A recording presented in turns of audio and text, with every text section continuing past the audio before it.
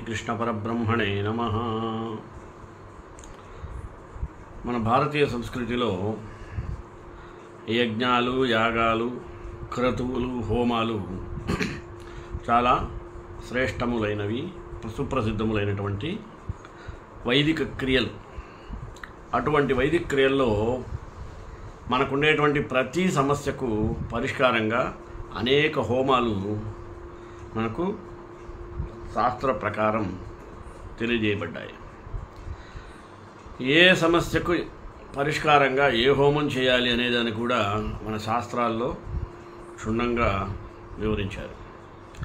ఆయా హోమాలను బట్టి ఆయా గ్రహస్థితులను కూడా కొంతవరకు మార్చడానికి అవకాశం ఏర్పడుతుంది అనేది మన యొక్క మహర్షుల వచనం. దాని ప్రకారం ఈరోజు అనేక విషయాలను క్రోడీకరించి హోమాలు అంటే ఏమిటి అనే దాని మీద చర్చిద్దాం. మొదటగా ప్రార్థన. రామాయ రామభద్రాయ రామచంద్రాయ వేధసే రఘునాథాయ నాథాయ సీతాయ పతయే నమః. ఇప్పుడు ఏ హోమాలలో ఏ ప్రయోజనాలు ఉందో చూసుకుందాం. మొదటగా గణపతి హోమం అంటే ఏమిటి? గణపతి అంటేనే విఘ్నేశ్వరుడు, విఘ్నం అంటేనే విఘ్నాలను తొలగించేటువంటి వాడు విఘ్ననాయకుడు గణపతి. మానవులు ప్రారంభించేటువంటి ఎటువంటి పనైనా సరే మొదటగా గణపతిని పూజించడం జరుగుతుంది. అంటే మనం ప్రారంభించిన కార్యం ఎటువంటి విఘ్నాలు కలగకుండా పూర్తి కావాలని కోరుకుంటూ ప్రతి ఒక్కళ్ళు వినాయకుడిని ప్రార్థిస్తారు, పూజిస్తారు. జీవితంలో ఎదురయ్యే కష్టాలను, ప్రతికూల అంశాలను తొలగించడానికి వినాయకుడికి గణపతి హోమం నిర్వహించటం ఆనవాయితీ. ఈ గణపతి హోమం చేయడం వలన విజయము, ఆరోగ్యము, సంపద, కార్యసిద్ధి కలుగుతాయి. మన యొక్క సనాతన ధర్మం ప్రకారం ఏ శుభకార్యం చేయాలన్నా మొట్టమొదటగా గణపతి హోమంతోనే ప్రారంభించటం ఆనవాయితీ. ఈ గణపతి హోమానికి అష్టద్రవ్యాలు అవసరం. దర్భ మొదలైనటువంటి ఉపయోగించడం జరుగుతుంది. ఇది గణపతి హోమం యొక్క సంక్షిప్త వివరణ. ఇప్పుడు రుద్ర హోమం అంటే ఏమిటి దాని గురించి క్షుణ్ణంగా తెలుసుకుందాం. పురాణ కథలను అనుసరించి రుద్ర అనున్నది శివునికి మరొక నామం.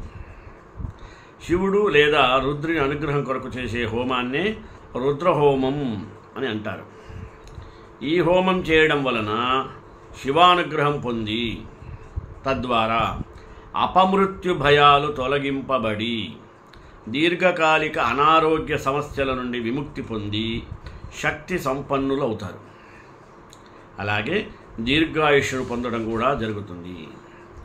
మృత్యువు మీద విజయాన్ని సాధించాలి అని అనుకున్నప్పుడు ఈ తరహా రుద్రహోమం చేస్తారు. ఆ వ్యక్తి యొక్క జన్మ నక్షత్ర ఆధారంగా నిర్ణయించబడిన ముహూర్తానికి రుద్రహోమం జరపబడుతుంది.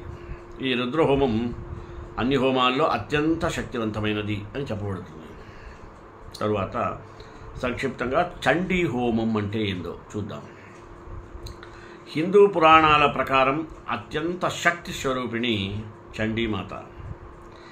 జీవితంలో ఎదురయ్యే అనేక విధములైనటువంటి కష్టాలను తొలగించడానికి, సుఖమయమైనటువంటి ఆనందమయమైనటువంటి జీవితాన్ని గడపడానికి, సిరి సంపదల కోసం చండీ హోమం చేయడం ఆనవాయితీ. చండీ హోమం నిర్వహించడం వలన జీవితంలో ఉన్నటువంటి ప్రతికూల అంశాలన్నీ తొలగిపోతాయి. చండీ హోమం చేసినప్పుడు నవగ్రహాలను ఆవాహన చేసుకొని చేయడం జరుగుతుంది. చండీ హోమాన్ని ఎక్కువగా శుక్రవారం రోజు లేదా అష్టమి, నవముల్లో చేయడం చాలా శ్రేష్టం. సప్తశతిలో ఉన్నటువంటి 13 అధ్యాయాల ప్రకారంగా చండీ హోమం చేసేందుకు 13 రకాల విభిన్నమైనటువంటి పదార్థాలను వాడటం జరుగుతుంది. ఇది చండీ హోమం యొక్క సంక్షిప్తం. ఇకపోతే గరుడ హోమం. మానవుని యొక్క శరీరాకృతి గరుడుని యొక్క ముఖము కలిగి శ్రీ మహావిష్ణువు యొక్క వాహనంగా పిలువబడేటువంటి దైవ స్వరూపమే గరుత్మంతుడు.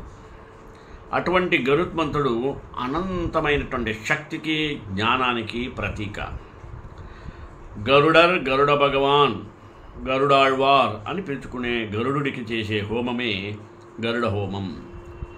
సరైనటువంటి శాస్త్ర విధి విధానాలతో కనుక గరుడ హోమం కనుక చేసినట్లయితే ఆకర్షణ శక్తి పెరగడం, అలాగే అనేక విషయాల పట్ల, వ్యక్తుల పట్ల ఆధిపత్యాన్ని సాధించడం, శత్రువుల మీద విజయం సాధించడం, ప్రమాదాల బారిన పడకుండా కాపాడబడటం, అన్ని శారీరక మానసిక వ్యాధుల నుంచి ఉపశమనం మొదలైనవన్నీ కూడా లభిస్తాయి. అంతేకాకుండా ఈ గరుడ హోమం చేయడం వలన జ్ఞానము అలాగే జ్ఞాపక శక్తి వృద్ధి పొందుతుంది అంటారు. తరువాతది సుదర్శన హోమం. శ్రీ మహావిష్ణువుకు చెందినటువంటి అత్యంత శక్తివంతమైన ఆయుధం ఏదైనా ఉందంటే అది శ్రీ సుదర్శన చక్రం. మన యొక్క హిందూ పురాణాల ప్రకారం ఈ ఆయుధం చాలా శక్తివంతమైన ఆయుధం అవ్వడమే కాకుండా దైవిక శక్తులను కూడా హరింపజేస్తుంది. మానవుని జీవితంలో లేదా కుటుంబంలో జరుగుతున్నటువంటి ప్రతికూల వాతావరణానికి అనుగుణమైనటువంటి కారణాలన్నిటినీ లేదా దుష్ట శక్తుల నుండి రక్షింపబడటానికి లేదా నరదృష్టి తొలగించబడటానికి ఈ సుదర్శన హోమం చేయడం జరుగుతుంది.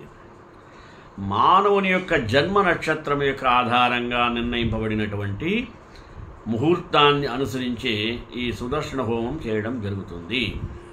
ఇక తరువాత మన్యు సూక్త హోమం. వేదాలను అనుసరించి మన్యు అనగా ఆగ్రహం అని, లేదా మరొక అర్థంలో తీవ్రమైనటువంటి భావావేశము అని చెప్పబడుతుంది. మన్యుదేవుని యొక్క ఆశీస్సుల కొరకు చేయడం జరిగేటువంటిదే మన్యు సూక్త హోమం. ఇది కోర్టు కేసులలో ఎలాంటి దీర్ఘకాలిక సమస్యలు ఉన్నా వాటి నుండి విముక్తి కోసం ఈ హోమాన్ని దగ్గరుండి చేస్తారు పండితుల చేత. ఈ హోమాన్ని ప్రత్యేకించి శనివారం రోజు చేయడం అత్యంత ఉత్తమమైన ఫలితాలు పొందడం జరుగుతుంది. ఇక లక్ష్మీ కుబేర పాశుపత హోమం. ఎంత పెద్ద పేరు చూడండి. మన యొక్క భారతీయ సంస్కృతి సంప్రదాయాలు ధర్మాలకు అనుసారంగా సంపదకి దేవతలుగా లక్ష్మీదేవిని, కుబేరుని పూజిస్తాం. జీవితంలో ఆర్థికంగా కష్టాలను ఎదుర్కొంటున్న వారి కొరకు సూచింపబడేటువంటి లక్ష్మీ కుబేర పాశుపత హోమం జీవితంలో ఆర్థిక అభివృద్ధి, సిరి సంపదల కొరకు లక్ష్మీదేవిని అలాగే కుబేరుడిని కూడా ఈ హోమంలో పూజించడం జరుగుతుంది. ప్రధానంగా ఈ హోమాన్ని శుక్రవారం రోజున చేయడం చాలా శ్రేష్టం. ఎందుకంటే మనం శుక్రవారాన్ని లక్ష్మీవారంగా భావిస్తాం కనుక. కావున హోమం చేసుకునే వ్యక్తి యొక్క జన్మ నక్షత్రాన్ని అనుసరించి నిర్ణయించబడిన ముహూర్తానికి ఈ హోమం చేయబడుతుంది. కమలాలను వాడటం ఈ హోమంలోని ప్రత్యేకత. ఇక తరువాత మృత్యుంజయ పాశుపత హోమం. అంటే మృత్యు బారి నుండి అంటే మరణం నుండి విజయాన్ని పొందడమే ఈ మృత్యుంజయ పాశుపత హోమం యొక్క ప్రత్యేకత. పేరులో ఉన్నట్టుగానే మృత్యుపైన విజయాన్ని సాధించడం కోసం మృత్యుంజయ పాశుపత హోమం నిర్వహిస్తారు. ప్రాణహాని అలాగే తీవ్రమైనటువంటి దీర్ఘకాలికమైనటువంటి అనారోగ్య సమస్యల నుండి ఎవరైనా విముక్తి పొందాలనుకునే వాళ్ళు ఈ హోమాన్ని చేయించుకుంటారు. అది దుష్ట శక్తులను అదుపు చేసి సంహరించే భూతనాథునిగా పిలువబడేటువంటి ఆ శివుణ్ణి ప్రసన్నం చేసుకోవడం కొరకు చేసే హోమమే ఇది. ఈ హోమం చేసుకునేవారు హోమానికి సంబంధించిన మంత్రాన్ని 21 మార్లు జపించవలసి ఉంటుంది. ఈ హోమం చేయడానికి కావలసినటువంటి ప్రధాన వస్తువులు ఏందయ్యా అంటే దర్భ, అమృతమూలిక. దీర్ఘాయుష్ను కోరుతూ హోమం చేసేవారికి ఆయా జన్మదినం రోజున చేయడం ఈ హోమం యొక్క ప్రత్యేకత. ఇక నవదుర్గ పాశుపత హోమం. భక్తుల చేత దుర్గామాత నవదుర్గగా పూజింపబడుతుంటుంది. జటదుర్గ, శాంతిదుర్గ, శూలినీదుర్గ, శబరిదుర్గ, లవణదుర్గ, ఆసురీదుర్గ, దీపదుర్గ, వనదుర్గ మరియు జ్వాలాదుర్గా. ఇది దుర్గామాత యొక్క 9 రూపాలను పూజించడానికి చేసేటువంటి హోమమే ఈ నవదుర్గా పాశుపత హోమము. ఈ హోమం చేయడం వలన దుష్టశక్తుల నుంచి విముక్తి, శాంతి, సంపద, ఆరోగ్యం, ఆయుష్, సంతానం, విద్య మొదలైనవి లభిస్తుంది. అలాగే ప్రతికూలమైనటువంటి ఆలోచనలు, ప్రతికూలమైనటువంటి అంశాల నుండి కూడా విముక్తిని కలిగిస్తుంది. సాధారణంగా మనం పంచహోమాలు అంటాం. అసలు పంచహోమాలు అంటే ఏంది? మనం ఆ భగవంతుడి కృప కోసం ఎన్నెన్నో పూజలు, అర్చనలు, హోమాలు, యజ్ఞాలు, క్రతువులు చేస్తుంటాం. అయితే హోమాల్లోనూ అనేక రకాలు ఉంటాయి, కానీ చాలామందికి వాటి గురించి వివరంగా తెలియదు. ఏదో హోమం అని తెలుసు, కొన్ని పేర్లు మాత్రం తెలుస్తాయి. అందరూ హోమాలు చేయించుకుంటారు కానీ వాటి గురించి పూర్తిగా ఎవరికి ఏదీ తెలియదు. హోమాల్లో మొదటి గణపతి హోమం. అంటే అనుకున్న పనులన్నీ కూడా నిర్విఘ్నంగా నెరవేరాలంటే చేసే హోమం కాబట్టి ఇది గణపతి హోమం అని అంటారు. మనం ఏదైనా పెద్ద పెద్ద పనులను ప్రారంభించబోయే ముందు ఈ హోమాన్ని జరిపించడం చాలా మంచిది. అలాగే రెండోది చండీ హోమం. దరిద్రం, భయాలను తొలగించుకోవడం కోసం చేసేటువంటి హోమం చండీ హోమం. మూడవది నవగ్రహ హోమం. అంటే మనిషి యొక్క జాతకంలో ఉండేటువంటి గ్రహదోషాన్ని తొలగించుకునేందుకు, అలాగే నవగ్రహాల యొక్క ప్రీతి కోసం చేసేటువంటి హోమం కనుక ఇది నవగ్రహ హోమంగా పిలువబడుతుంది. ఇంకా నాలుగవది సుదర్శన హోమం. సమస్త దోషాలను తొలగించి సమస్త సంపదలను ఇచ్చి ఇటువంటి హోమమే సుదర్శన హోమం. చివరిది ఐదవది రుద్రహోమం. ఆయుర్వృద్ధి, ఆరోగ్యం కోసం చేసే హోమాన్ని రుద్రహోమం అంటారు. ఇవి 5 పంచహోమాలు, గుర్తుపెట్టుకోండి. ఇలా మనకు ఏది కావాలనుకున్నా, ఎలాంటి దోషాన్ని వదిలించుకోవాలన్నా ఈ పంచహోమాలు నిర్వహించి తద్వారా ఆ భగవంతుని యొక్క కృపా కటాక్షాలను సొంతం చేసుకోవాలి. జీవితాన్ని హాయిగా సంతోషంగా గడపాలి. అందుకొరకు మనం ఈ పంచమహాహోమాలను చేయడం చాలా శ్రేష్టం. వీటి వల్ల ఏమయ్యా ప్రయోజనం అంటే మనకు ఉండే దోషాలకు నివారణ. హోమం విశిష్టత కూడా ఇదే. మహర్షులు మాట్లాడేది తప్పకుండా జరుగుతుంది. సత్ప్రవర్తన, సత్యవాక్కుల మహత్తు అది. మహర్షులు అనేక విధములైన ప్రయోజనాల కోసం రకరకాల హోమాలు చేసేవారు. తమ ఆశయాలను నెరవేర్చుకునేవారు. ఇక్కడ గమనించవలసింది ఏంటంటే మహర్షుల కోరికలన్నీ నేరుగా కానీ అంతర్గతంగా కానీ వారికి ఉద్దేశించింది కాసుమి లోక కళ్యాణాన్ని ఉద్దేశించి ఉండేవి. అంటే అందరి యొక్క క్షేమాన్ని ఉద్దేశించి చేసేబడే హోమాలే. ప్రతి మనిషికి ఎంతో కొంత స్వార్థం ఉంటుంది కదా, నిజమే. కానీ కేవలం మన కోసమే మనం బ్రతకడం ఉంది చూసారా, దానివల్ల ఏమైనా ప్రయోజనం ఉందా? ప్రయోజనం లేదు, అర్థము లేదు. ఎదుటివారి యొక్క శ్రేయస్సును కూడా కొంచెం దృష్టిలో ఉంచుకుంటే అది చాలా శ్రేయస్కరంగా ఉంటుంది. అందరూ బాగుంటే మనము బాగుంటామని గుర్తుంచుకోవాలి. మహర్షులు ఈ కోవకు చెందినవారు. మహర్షులు ఎన్నో సందర్భాల్లో పరోపకారార్థమిదం శరీరం అని చెప్పేవారు. చెప్పడమే కాదు సుమి, ఆచరణాత్మకంగా కూడా చేసి చూపించారు. బహుశా అందుకే కావచ్చు మహర్షులకు వాక్శుద్ధి అనేది ఎప్పుడూ ఉంటూ ఉండేది. వారు ఎలాంటి ప్రతిఫలం ఆశించకుండా లోకహితం కోసం ఎంతో కొంత చేసేవారు. మహర్షులు మాట్లాడేది తప్పకుండా జరిగేది. సత్ప్రవర్తన, సత్యవాక్కుల మహత్తు అంత గొప్పది. అటువంటి మహర్షులు తమ ఆశయాలు నెరవేర్చుకుంటూ అంతర్గతంగా లోక కళ్యాణాన్ని కాంక్షించేవారు. హోమాల్లో అనేక రకాలైనటువంటి సమితలను మనం వాడవలసి ఉంటుంది. ఒక్కో సమిత ఒక్కో గ్రహానికి సంబంధించిందై ఉంటుంది. అంటే అన్ని గ్రహాలు సమతుల్య స్థితిలో ఉంటేనే సృష్టి సక్రమంగా జరుగుతుంది. కొన్నిసార్లు వాతావరణం సానుకూలంగా ఉండదు. వ్యాధులు సోకడం, వర్షాలు సక్రమంగా పడకపోవడం లాంటివి కూడా జరుగుతూ ఉంటాయి. ఏ ఒక్క గ్రహానికి సంబంధించిన మూలికలు ధాన్యాలతో ఇతర వస్తువులతో హోమం చేస్తారో ఆ ఫలితం అలాగే ఉంటుంది.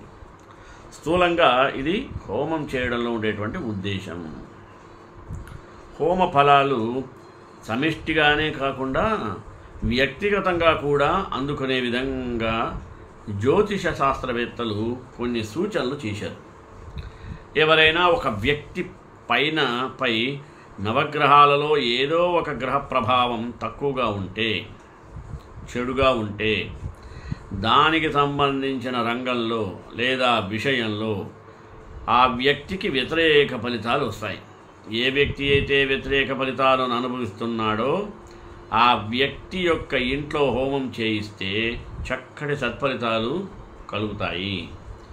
సూర్యగ్రహం ప్రభావం బాగా తగ్గిపోయి అదే సమయంలో ఇతర గ్రహాలు కూడా అనుకూలంగా మారితే ఆ వ్యక్తికి అకాల మృత్యువాత పడవచ్చు లేదా ఆరోగ్యపరంగా తీవ్ర నష్టం జరగవచ్చు. దీన్ని నివారించేందుకు సూర్యగ్రహానికి సంబంధించిన శాంతి చేయమని సూచిస్తుంది. తరచుగా హోమాలను చేసినట్లయితే ఏ రకమైన ప్రమాదాలు, ఇబ్బందులు ఎదురుకావు. హోమాల్లో రకరకాల మూలికలు వాడుతుంటారు. శనిగ్రహ అనుకూలత కోసం శమీ వృక్ష సమితను, రాహు కోసం గరికను ఉపయోగిస్తే సూర్యానుగ్రహం కోసం అర్క సమితను ఉపయోగిస్తారు. అలాగే కేతుగ్రహ ఉపశాంతి కోసం దర్భను ఉపయోగిస్తారు. ఆయుర్వేదం ప్రకారం అర్కలో కుష్టు వ్యాధి నయం చేసే శక్తి ఉంది అంటారు. మన శరీరంలో ఉత్పన్నమయ్యే విధంగా వివిధ రకాలైనటువంటి దోషాలను పోగొట్టగలిగే శక్తి ఈ మూలికలకు ఉన్నాయి. అలాగే చంద్రగ్రహ శాంతి కోసం మోదుగను వాడతారు.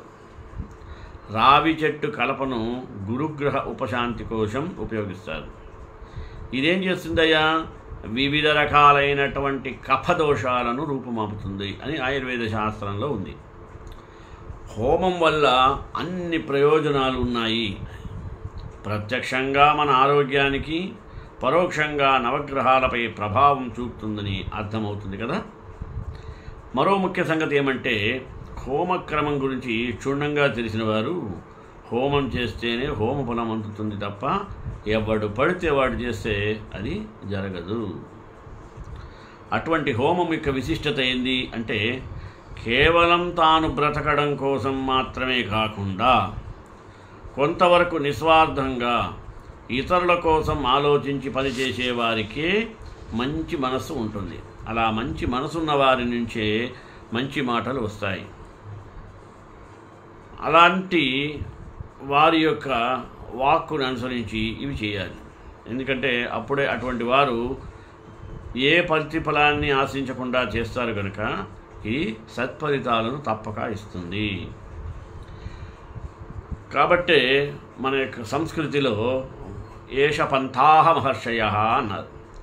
ఈ మార్గాలన్నీ కూడా మనకు మహర్షులు సూచించినవే. దానికి అనుగుణంగానే మనం ఈ విధమైనటువంటి హోమాలు చేయాలి. ఈ మధ్య కూడా మనం చూసినట్టయితే శ్రీశైలం దగ్గర హోమం సందర్భంగా ఆకాశంలోంచి పెను పరిమాణంలో పెద్ద శిల నదీ జలాల్లో పడటం, జలాలు తాటి చెట్టు ఎత్తున పైకి లేవడం మనం పేపర్లో కూడా చూసుంటాం. హోమాల్లో ఎన్నో రకాల సమిధ వాడవలసి ఉంటుంది. ఇవి ఒక్కొక్క సమిధ ఒక్కొక్క గ్రహానికి సంబంధించినదై ఉంటుంది.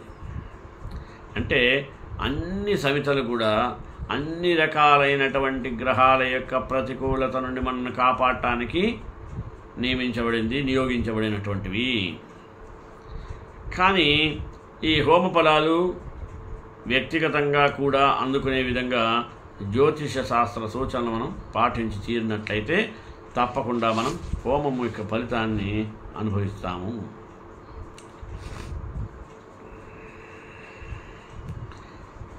అలాగే తరచుగా మనం హోమాలు చేయడంలో ఉద్దేశం ఏంటంటే, మనకు జీవితంలో అనేక రకాలైనటువంటి ప్రతికూల ఫలితాలు ఎప్పుడు మనల్ని వెంటాడుతూనే ఉంటాయి.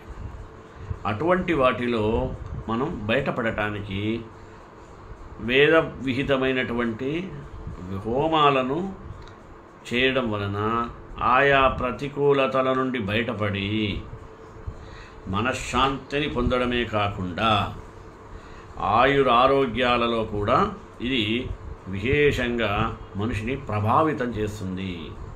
కనుక మనుషులు అన్ని అవసరమైనప్పుడు వారి వారి సమస్యలకు అనుగుణంగా ఏ హోమం చేస్తే ఏది అవసరమో ఆ హోమం ద్వారా ఆ యొక్క దుఃఖం నుండి బయటపడి సుఖశాంతులు పొందటాని కోసమే మన మహర్షులు ఈ విధమైనటువంటి హోమ ప్రక్రియలను నిర్దేశించారు, వారు ఆచరించారు. మనకి ఆచరణాత్మకంగా చేయడానికి మార్గనిర్దేశనం కూడా చేసినటువంటి వారే మహర్షులు. అటువంటి మహర్షుల బాటలో మనం నడిచి వారి యొక్క ఉద్దేశాన్ని అర్థం చేసుకొని అందరి యొక్క క్షేమం కోసం మనం పాటుపడిన రోజే ఆ మహర్షులు అనుకున్న దానికి మనం న్యాయం చేయగలుగుతాం. ఇప్పుడు యజ్ఞం అంటారు, హోమం అంటారు. ఈ రెండిటికి మధ్య తేడాలు ఉన్నాయి. యజ్ఞము లేదా యాగము ఒక విశిష్టమైనటువంటి హిందూ సంప్రదాయం. భారతదేశంలో చూసినట్లయితే పురాణ కాలం నుండి కూడా వివిధ రకాలైనటువంటి యజ్ఞాలు జరిగాయి. దేవతలకు తృప్తి కలిగించడం యజ్ఞం యొక్క ప్రధాన లక్షణం. అంటే సాధారణంగా యజ్ఞం అనేది అగ్ని వద్ద వేదమంత్రాల సహితంగా జరిగేటువంటి తంతు. ఇందుకు అనుబంధంగా అనేక నియమాలు, సాంప్రదాయాలు మనకు ఉన్నాయి. అగ్నిహోత్రం అనేది యజ్ఞంలో చాలా అవసరమైనటువంటి ఒక అంశం. యజ్ఞంలోని అగ్నిలో వ్రేల్చినవి అన్నీ కూడా దేవతలకు ప్రత్యక్షంగా చేరతాయని మన భారతీయుల యొక్క విశ్వాసం. యాగానికి హోమానికి తేడా ఉంది. యాగంలో ఆహుతి ఇచ్చేది అధ్వర్యుడు, మంత్రాన్ని పఠించేవాడు హోత, మంత్రాంతంలో ఉచ్చరించబడే ఔషట్ శబ్దము వషట్కారము. ఈ వషట్కారోచ్చరణ కాలంలోనే అధ్వర్యుడు ఆహుతుల్ని వ్రేలుస్తాడు. ఈ క్రమంలోనే కూడుకున్నటువంటిది యాగము, హోమరీతి. ఇంతకంటే కూడా సంక్షిప్తంగా దీనిని హోతతో పని లేదు. ఇది హోమానికి అధ్వర్యుడు అగ్నిపార్శ్వాన ఆశ్వీనుడై తానే యజుర్మంత్రాన్ని చదువుతాడు. మంత్రాంతాన్న స్వాహా శబ్దాన్ని ఉచ్చరిస్తాడు. ఇదే శ్వాహాకారం. ఇది ఉచ్చరిస్తున్నప్పుడు ఆహుతిని వేస్తాడు. ఇది హోమక్రమం. అటువంటి యజ్ఞాలు అనేక రకాలు. వాటిలో 3 ప్రధానంగా మనం గ్రహించవలసినటువంటి ఉన్నాయి. అవి పాకయజ్ఞాలు, యజ్ఞాలు, 3 సోమ సంస్థలు అని. పాకయజ్ఞాలు ఇవి మళ్ళీ 7 విధాలు. ఔపాసన, స్థాళీపాకం, వైశ్వదేవం, అష్టకము, మాసశ్రాద్ధము, సర్పబలి, ఈశాన బలి అనేటువంటివి. హవిర్భాగాలు వీటిలో 7 రకాలుగా ఉంటాయి. ఎలా అంటే అగ్నిహోత్రాలు, దర్శపూర్ణ మాసాలు, అగ్రయణం, చాతుర్మాస్యాలు, పిండ పితృయజ్ఞాలు, నిరూఢ పశుబంధనం, సౌత్రామణి మొదలైనటువంటివి కూడా ఈ కోవకే చెందినవి. ఇక సోమ సంస్థలు అంటే ఏమిటి? ఈ సోమ సంస్థలు 7 రకాలు ఉన్నాయట. అగ్నిష్టోమము, అత్యగ్నిష్టోమము, ఉక్తము, అతిరాత్రము, ఆప్తోధ్యామం, వాజపేయం, పౌండరీకం అనేటువంటివి కొన్ని యజ్ఞాలు. ఈ అశ్వమేధ యాగం, పుత్రకామేష్టి యాగం, రాజసూయ యాగం, సర్పయాగం, విశ్వజిత్ యాగం, ఒక్క రోజులో పూర్తి కావలసినటువంటి యాగం. అందులో యజమాని తన మొత్తం ఆస్తిని దారాదత్తం చేసేయాలి, అడిగిన వారికి అడిగినట్టు ఇచ్చేసేయాలి. అటువంటప్పుడు యజ్ఞం ఎందుకు చేస్తారనే ప్రశ్న మొదలవుతుంది. మనందరికీ యజ్ఞం అనేక పదం బాగా తెలిసిందే. దేవాలయాల్లో కానీ, నూతనంగా నిర్మించిన ఇళ్లలో కానీ, ఇంకా చాలా సందర్భాల్లో యజ్ఞాలు చేస్తూ ఉంటారు. అయితే ఈ యజ్ఞాలు ఎందుకు చేస్తారో ఎవ్వరికీ తెలియకపోయినా వాటి ఫలితాలు మాత్రం ఇలా ఉంటాయి. వేదకాలం నాటి నుండి ఉన్న మన ఆచార వ్యవహారాలెన్నో నేడు అంతర్ధానమైపోయాయి. మరికొన్ని అయితే పూర్తి వ్యతిరేక స్థాయిలో అమల్లోకి వచ్చాయి. కొన్ని రూపరేఖలు, స్వభావ స్వరూపాలు మార్చుకున్నాయి. అలాంటి వాటిలో యజ్ఞయాగాదులను ముఖ్యమని చెప్పవచ్చును. ఈ రోజుల్లో మరి అధికారం పొందాలి అని ఎవరైనా ఆకాంక్షిస్తే వివిధ రకాలైన యజ్ఞాలు చేస్తారు. దేవతలకు తృప్తి కలిగించడమే యజ్ఞంలో ఉండేటువంటి ముఖ్య ఉద్దేశమే కాదు, లక్ష్యం కూడా అలాగే ఉండాలి. సాధారణంగా యజ్ఞం అనేది అగ్ని వద్ద వేద మంత్రాల సహితంగా జరుగుతూ ఉండేటువంటి ఒక క్రియ. ఇందుకు అనుబంధంగా అనేక నియమాలు, సాంప్రదాయాలు ఉన్నాయి. అగ్నిహోత్రం అనేది యజ్ఞంతో పాటు ముఖ్యమైన అంశము.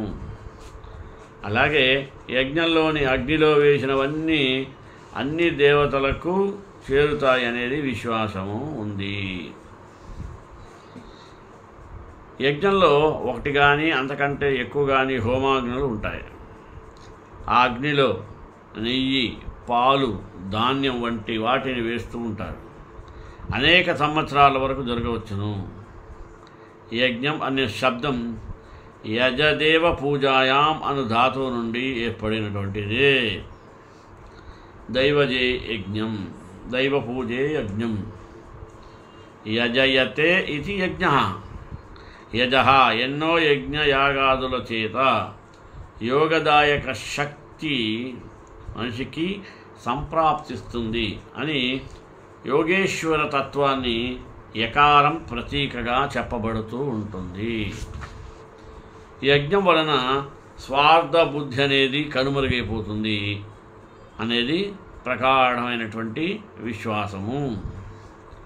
వేదంలో చెప్పబడినట్లుగా హోమం, అగ్నిహోత్రాల్లో ఆజ్యం అంటే నూనె కావచ్చు లేదా నెయ్యి కావచ్చు, వాటిని పోయడం దండగది.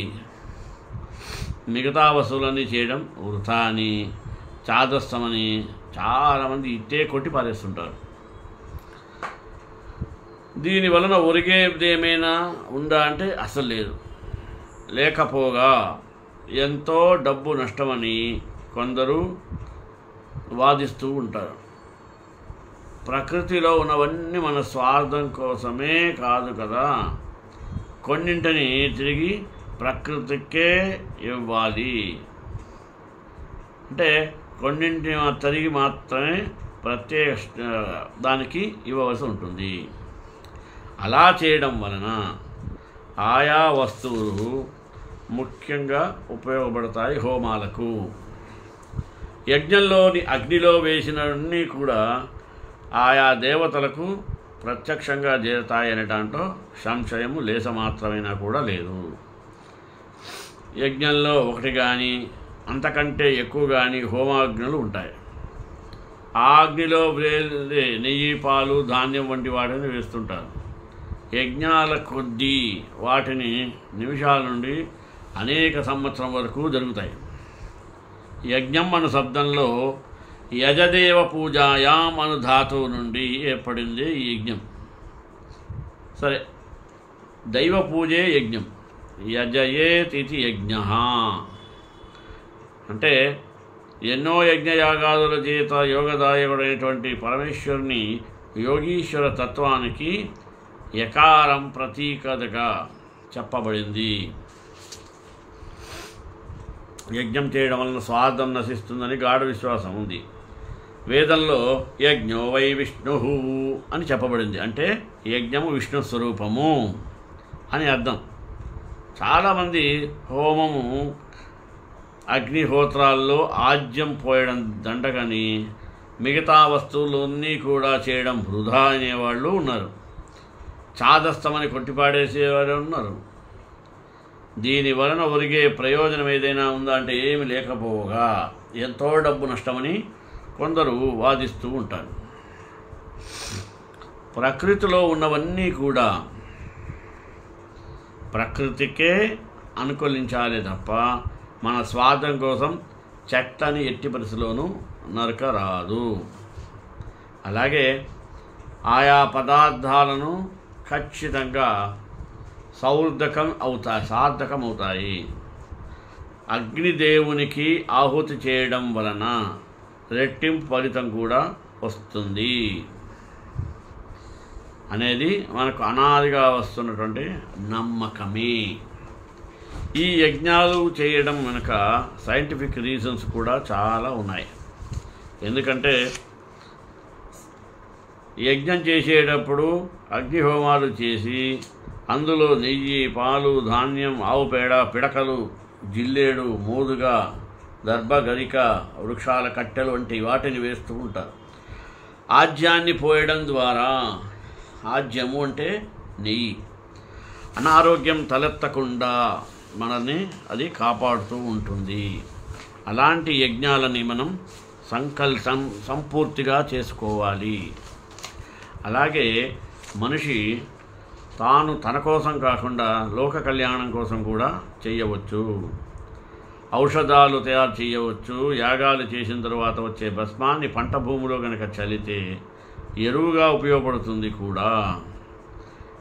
అలాగే ఈ పొగని మనం పీల్చడం వలన లోపల ఉండేటువంటి అనారోగ్యాలు నయమవుతాయి. వర్షాభావం, మితిమీరిన ఎండలు మొదలైన వాతావరణ అసతుల్యత కోసం, వాటి నుండి బయటపడటం కోసం పొలాలు సస్యశ్యామలంగా ఉండి దేశం సుభిక్షంగా ఉండటానికి ఈ హోమాలు నిర్వహింపబడతాయని తెలియజేస్తూ శ్రీకాంతాయ కళ్యాణ నిదేనిద్రాం శ్రీ వెంకటనివాసాయ శ్రీనివాసాయ మంగళం మంగళాశాస్త్రై పదాచార్య బ్రహ్మే సర్వేశ్చ పూర్వైరాచార్య సత్కృతాయాస్తు మంగళం.